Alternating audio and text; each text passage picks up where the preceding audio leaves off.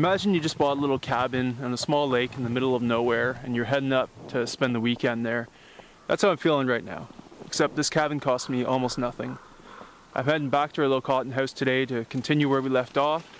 Last time, we scouted the bush for a place to establish our camp and found a really nice spot under some tall spruce and jack pine. We cleared some dead wood to make room for the tent, leveled it out, cut and split a bunch of firewood, and got the tent and stove installed.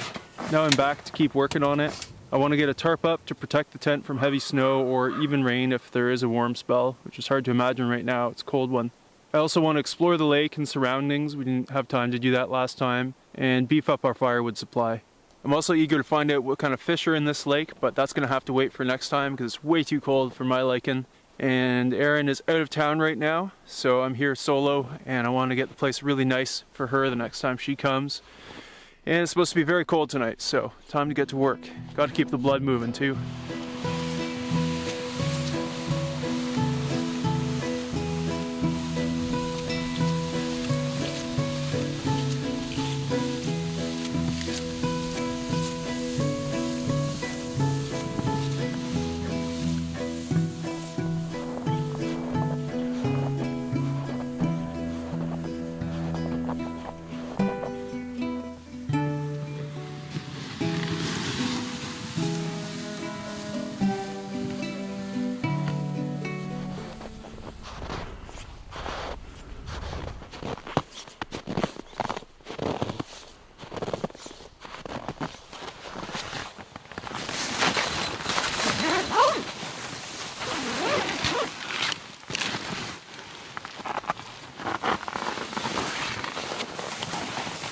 Camp's looking beautiful. Very happy to be back. There are snowshoe hair tracks in a full lap right around the tent. Always fun to see that curiosity in animals. Not much snow, just a centimeter or two. So I'm gonna have to bring some more snow up from the lake. I want to get the skirt really buried to keep drafts out with the temperature going down so low tonight. It's so nice to have the tent and stove here set up. They're the heaviest items, but some items do have to come back and forth. Today I brought in the auger, which we didn't have last time, or 8-inch auger. It's bigger of the two. The other one's 6 inches. I bring some smaller stuff that would be easy to steal and has some value, like an axe. And also I might have to do other trips elsewhere in between visits to here, so some of these things I just need. I charge up and put more bar oil in the little battery powered chainsaw. And I brought in this tarp. And this is about the high right now, minus 19. So, gotta keep moving. It's cold in the shade.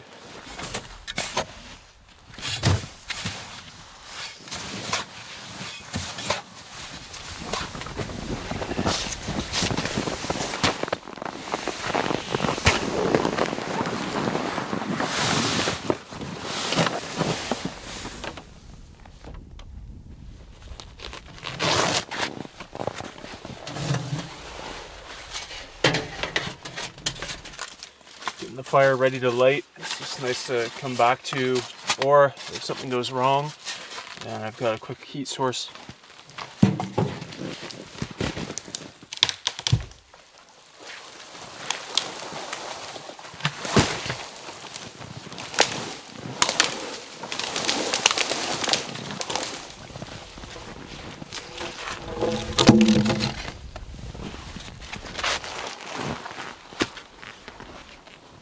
Well, I'm feeling pretty good.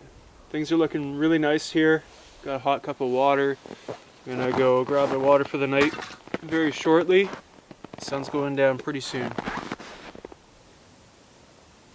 There were nice sun dogs again today on the way in, which is ice crystals in the atmosphere and the sun hitting it. It's kind of like a rainbow effect.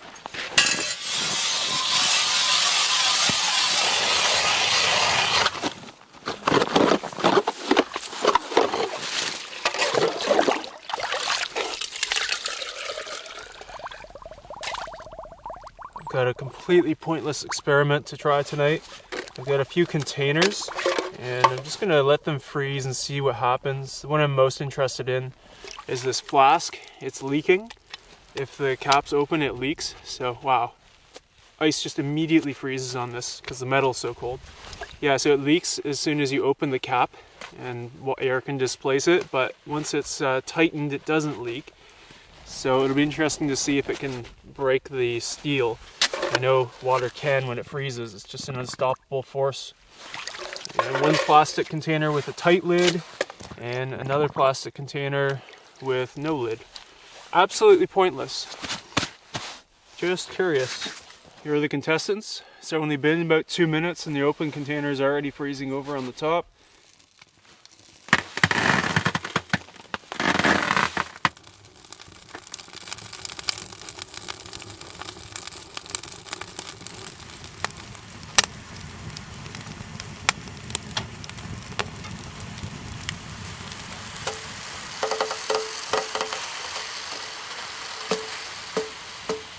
Greatest feeling in the world, every time. And now that I'm feeling a bit of heat, I'm realizing that I'm starving. I brought hummus and crackers, and I knew this would happen, but I didn't eat it quickly enough. It's rock hard, so I didn't get to eat too much of that. Dinner is going to be so good.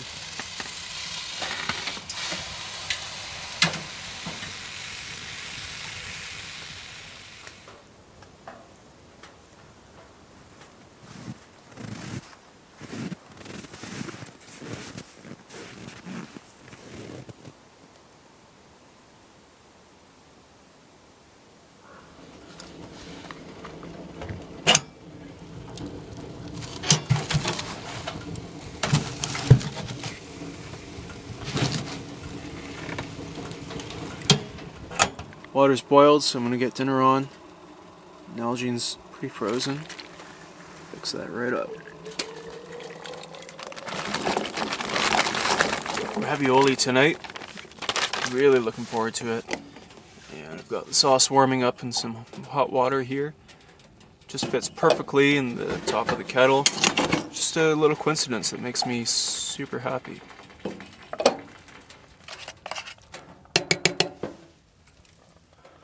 Oh, I am hungry.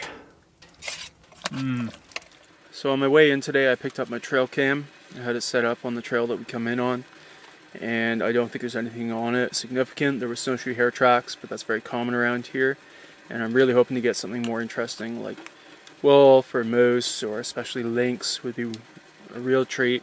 I've been trying this for 2 full years now, and I have not got anything significant, so I'm really bad at it. But yeah, it's part of my mission for this cabin is to get something on this trail cam. Not a rabbit. I pulled out the memory card and I'll take that home to inspect it. Can't connect my phone to it or anything. It's a really basic model, which is kind of nice because you don't have to worry about it being stolen. It wouldn't be a huge deal. And I put in a fresh one. I'm charging up the batteries and I'll set it up before I leave. And speaking of stolen, you might wonder about all of this stuff getting stolen. Well, it's pretty hard to steal. The tent and the stove, and most of the other things we leave here aren't that valuable.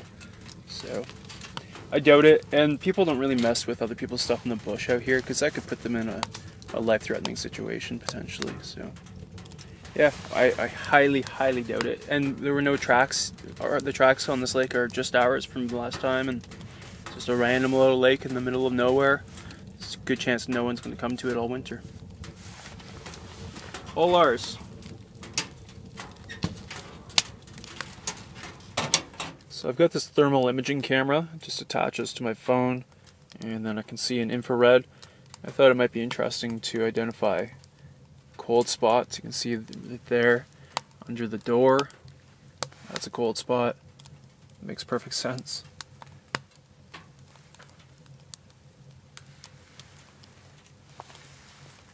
There's my tea.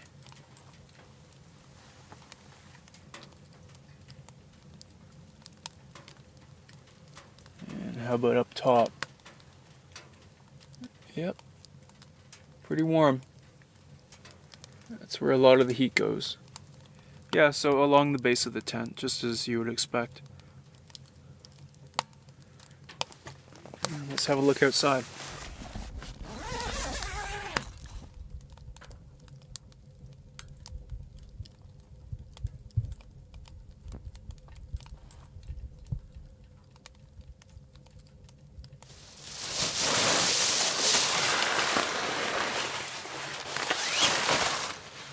Candles lit, got my boots and snow pants off, and as soon as I sink into this bed, my life will be complete. Oh yeah.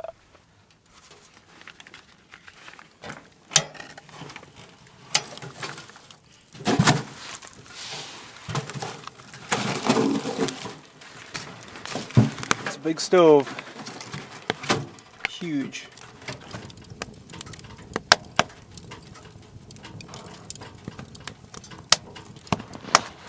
So let's see where everyone's at after about 5 hours.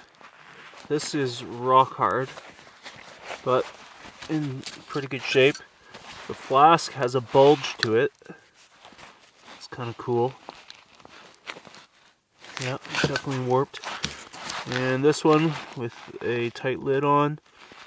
Huh, it's still like I can see a bubble moving in there. There's still somehow a bit of liquid in there.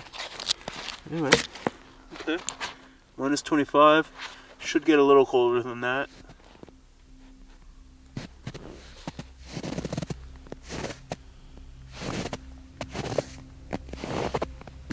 What a night out here. Dead quiet. Stars are pretty decent, but washed out by the moon. Smoke is billowing into the trees in the moonlight. Oh wow.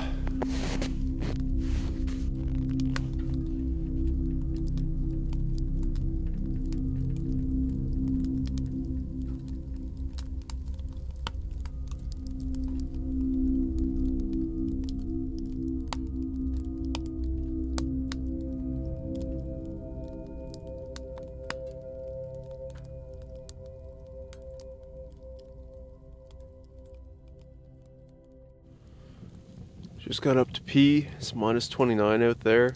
Beautiful moonlit night. You can see without the headlamp out there even. And loaded up the stove, of course. Every 2 hours, got a packet full of wood. So it's sort of a disturbed sleep on these nights, but it's better than cold camping.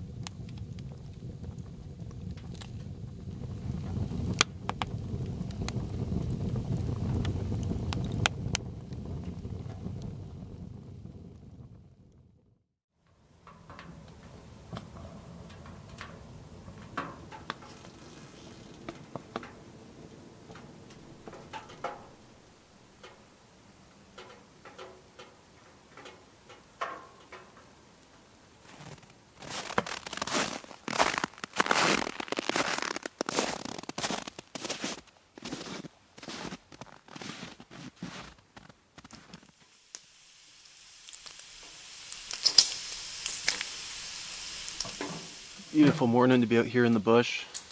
Got a great breakfast coming. Bacon and rehydrating some hash browns, which I'll throw in that bacon grease after they're done cooking.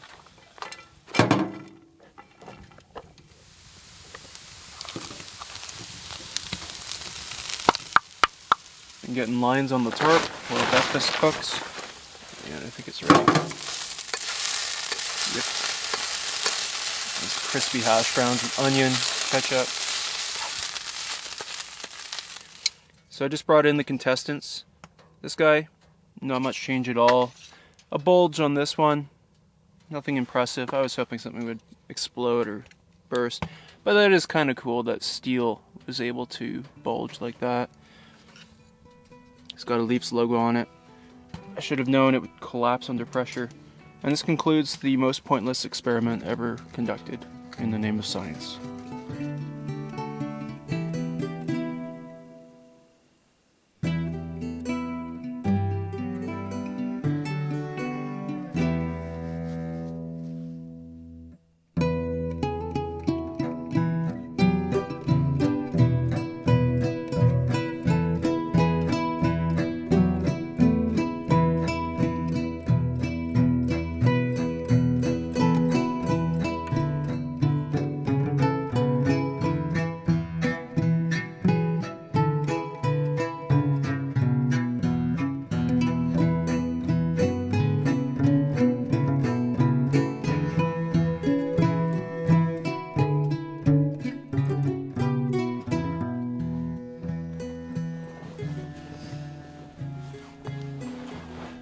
Final task for today is to get the tarp up There's a fair bit of snow coming. Got a line across and then just guide out the four corners. Pull the tarp over top. And as soon as the pipe cools, I can pull this right over. Looking good. Doesn't cover the entire tent, but the majority of it. And if there was a significant snowfall or even a random rainfall, if it got mild, that would deflect most of it. So camp's a lot more secure now. I've got more firewood to process next time. Got to place the trail cam. I'm debating where to put it. I'm tempted to put it along the shoreline near camp in case an animal checks it out. But I think I'm going to stick with the trail in. I think that's the best bet.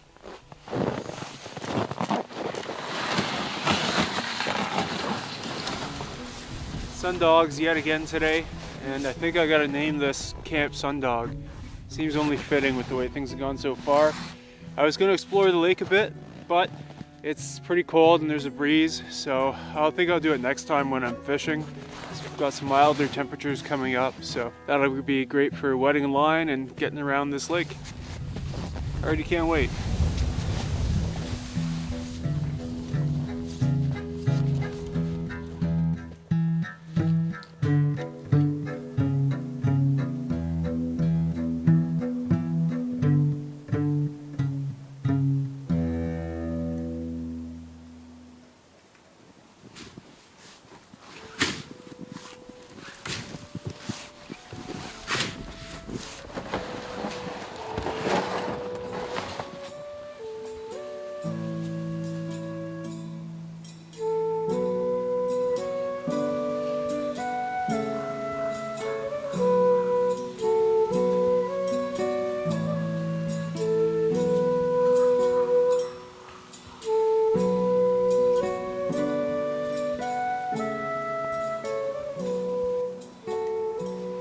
Heading back to the long-term camp today for visit number 3. There was some pretty good snowfall and especially wind the last couple of days, so I want to check up on it. But the main reason that I'm here is to finally explore this lake and do some fishing. Camp's looking great. The tarp shed most of the snow as it's supposed to, and I just have a little work to do and then I'll get my line in the water.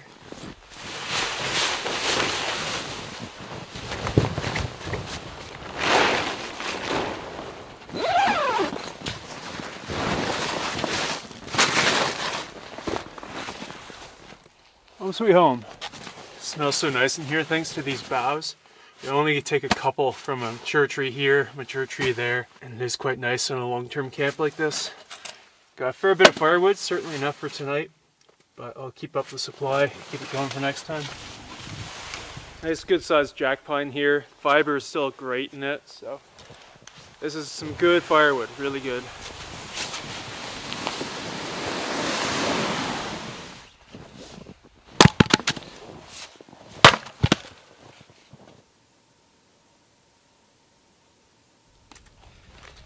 Minus 12 and there's a breeze, so I'm not going to last long, but there's also not much daylight left anyway. Tomorrow is my real fishing day. It's supposed to be very mild. Just cracked through the bottom of the ice barely, and you can see the water well up here. That's what causes slush on the ice. Quite often, these little cracks like that, the water just gets pushed up. Brought my ice fishing toys, so let's see how deep it is here. I have no idea what's in this lake, how deep it is. Okay, so it's quite shallow here. There's only about 2.5 feet of water beneath the deucer, but that's fine for a quick try. My top guess is this is a pike lake, but you never know. And in case I need or want to release a fish, I've got extraction tools handy right here, along those pliers, jaw spreaders, which can be really important for pike. And also brought in the underwater camera, so I'll throw that down.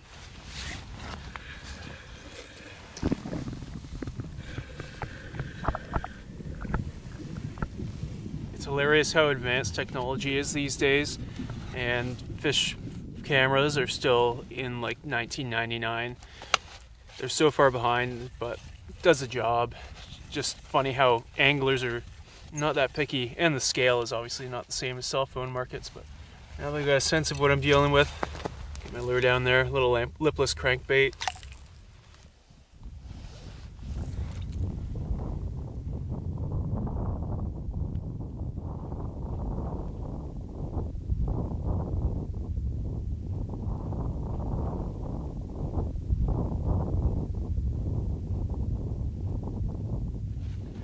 I'll be honest, I only endured about 20 minutes of that. Dinner and the stove are just too tempting. But at least I got a place to get my water. Tomorrow, I'll give it my best shot.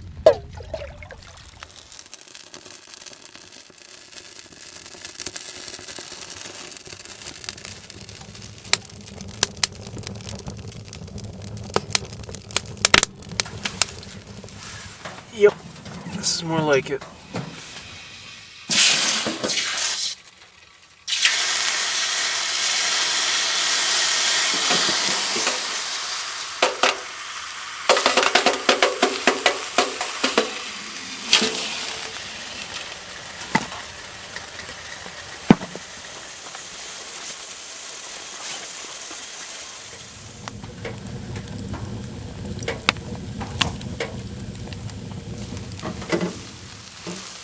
Pulled pork tonight, leftovers from home, so it's a nice simple meal.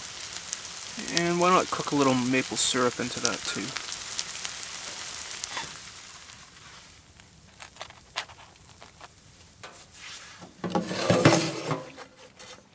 Oh, that hits the spot.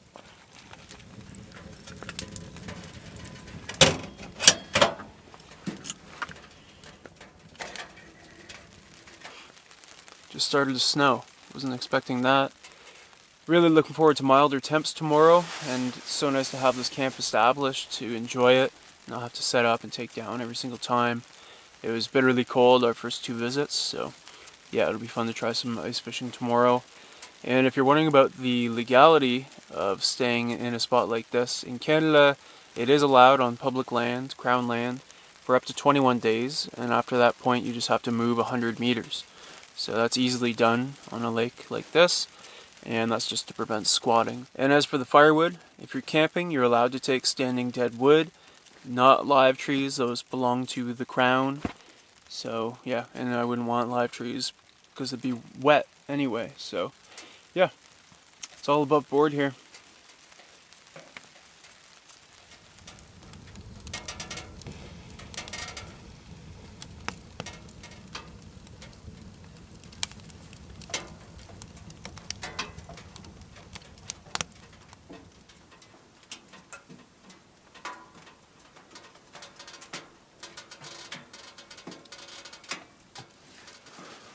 Loading up the stove one last time. Just a couple little chunks to keep it going a little while longer. And then I'll let it go out because it's not supposed to be too cold tonight. At minus 20 or warmer, I'd rather cold camp because doing this, you have to wake up every 2 hours to stoke it. So yeah, I am good and tired, so I'm happy to not have to do that tonight. Looking forward to waking up tomorrow, having some fishing dreams.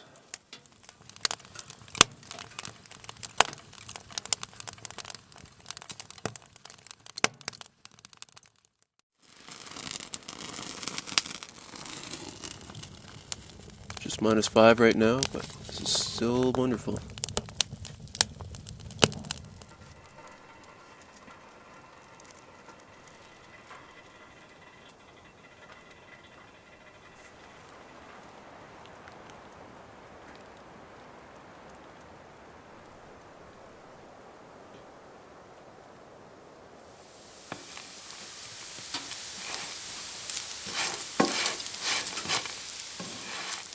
Bacon and hash browns with a bit of cheddar and ketchup, and getting there right after this.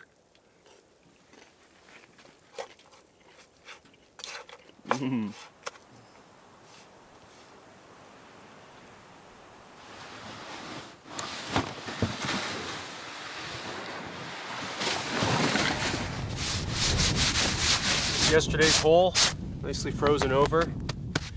I'm gonna head out to the middle of the lake just to drop the sonar. I'm really curious how deep it gets. Start there.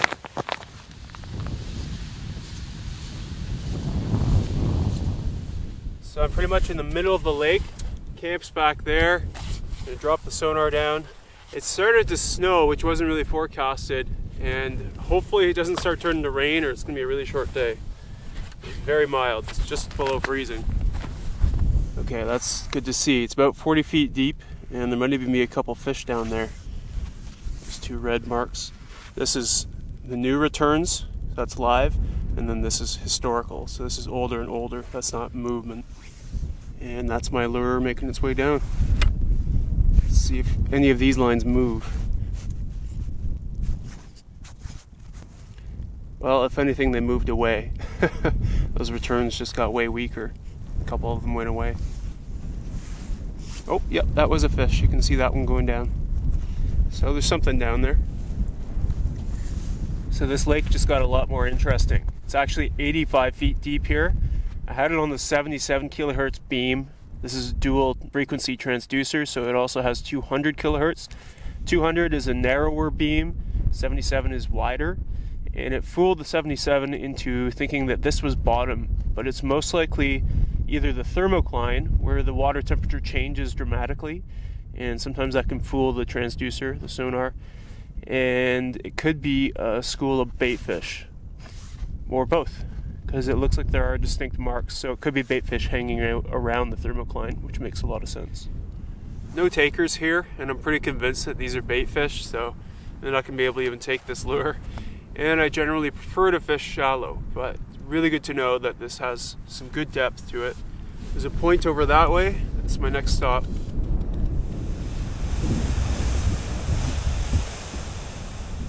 On to hole number 2 off of this point. It's 35 feet here, so I'll try moving a little closer, but I'll give this one a shot first. Pretty close to shore now, but still 36 feet. So it drops off pretty precipitously here. Send down the camera.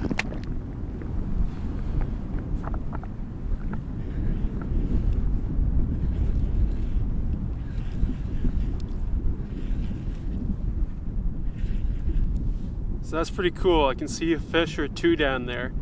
At first I thought it might have been a walleye, but then I'm not so sure. It's hard to tell on this little screen, and it wasn't too well lit. Could have just been a sucker, which is not likely to go for any of my lures.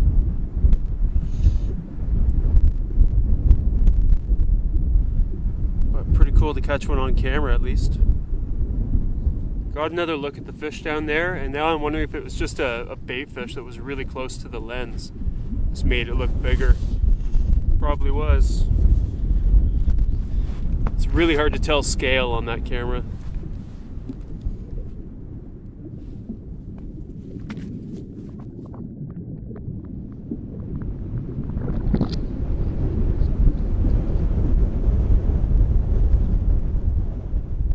So this point is really the only prominent feature that I can see on the topo map without having the bathymetry. I'll just be fishing random spots basically, but it's time to move on.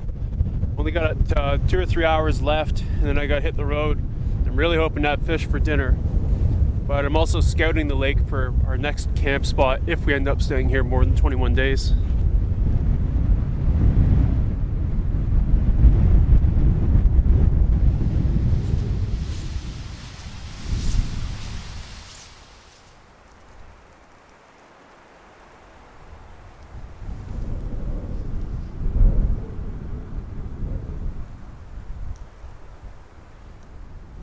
On to hole number 4, close to the east end of the lake now. Figured I'd give this rock wall a try. It's a little different. Only in 7-8 feet of water here, which is kind of nice. It's more fun on the sonar to watch the lure bob up and down. Easier to see the video camera too.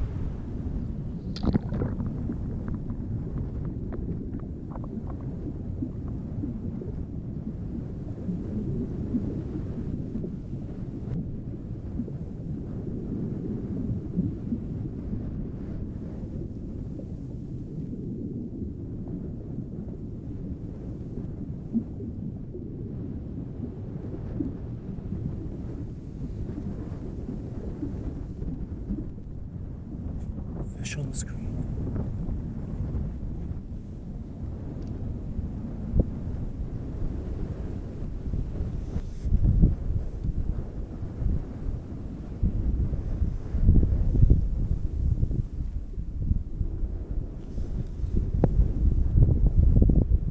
Again, it's hard to tell how big it is, but it looks decent.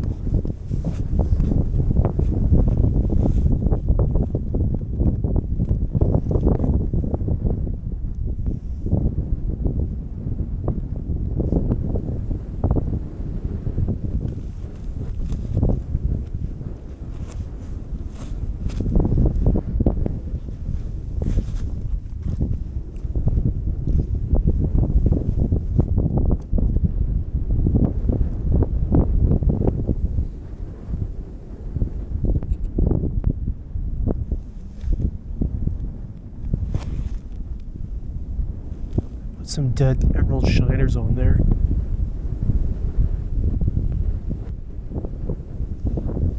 Try a little bottom contact. It's basically touching it.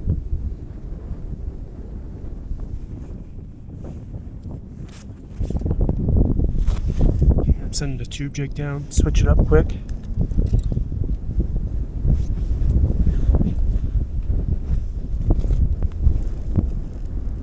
I haven't lost him. Oh, still there.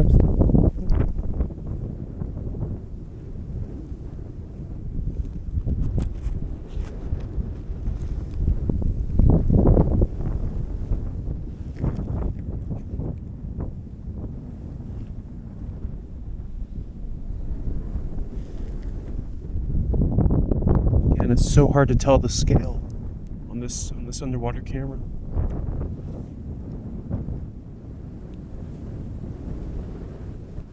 Come on.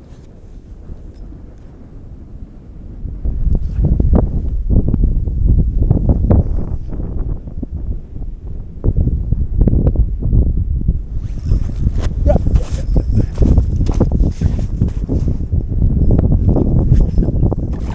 Ah. See how that camera's deceiving? Not that big, but keepable. Thank you so much. Dispatch it real quick.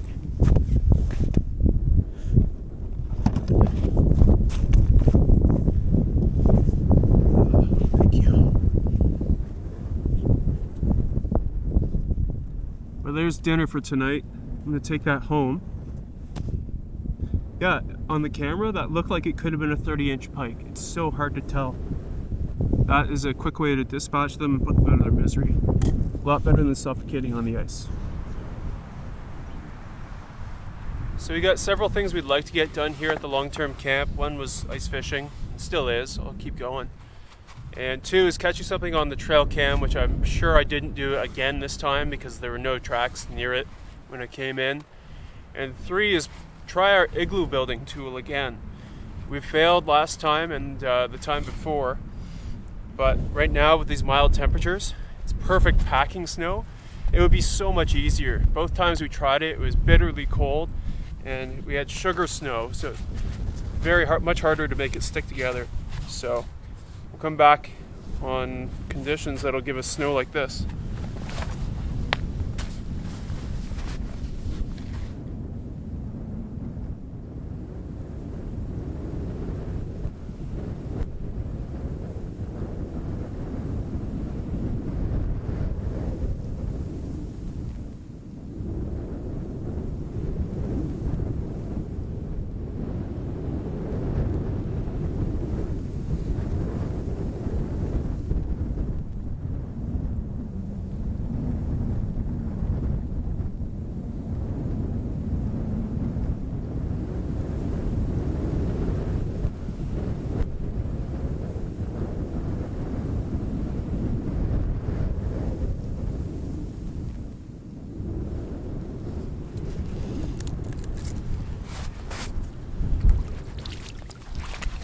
Got the fish cleaned up, 5 fillet method, and that'll make for a wonderful dinner.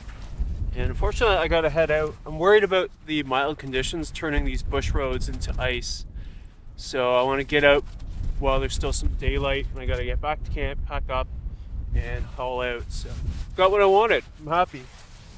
Sending the carcass down there for something else to eat. Thank you.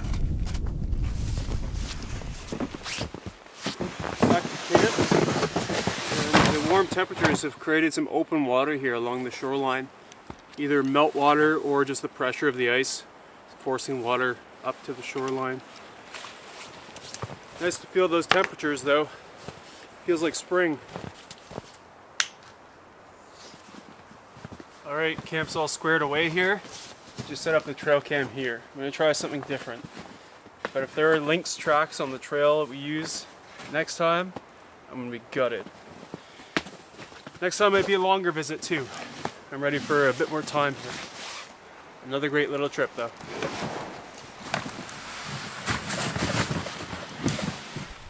I can't believe this. I'm almost back to our trail across the lake, and there are, I'm pretty sure, lynx tracks here, fresh since when I came in yesterday. Because they start over here, and they're about the right size. Big back part of the paw, and round, no claws. And then they start to follow my sled track from yesterday. So if it continues up there and cuts over into the trail, taking down my trail cam is going to cost me lynx footage. I've seen 3 lynx in my life, only one for any decent amount of time, but still really rare and special for me. Oh man, it was here. I probably could have caught it with my telephoto lens from camp if I had noticed it. Yep. And hopefully you can see these okay. These tracks right up our trail. Oh man, if I hadn't had to charge the trail cam, probably would have caught it. So that's where I had my trail cam. Took it off there yesterday on my way in. It was looking this way, and sure enough, the lynx left my track and veered off that way. Would have been looking right at it.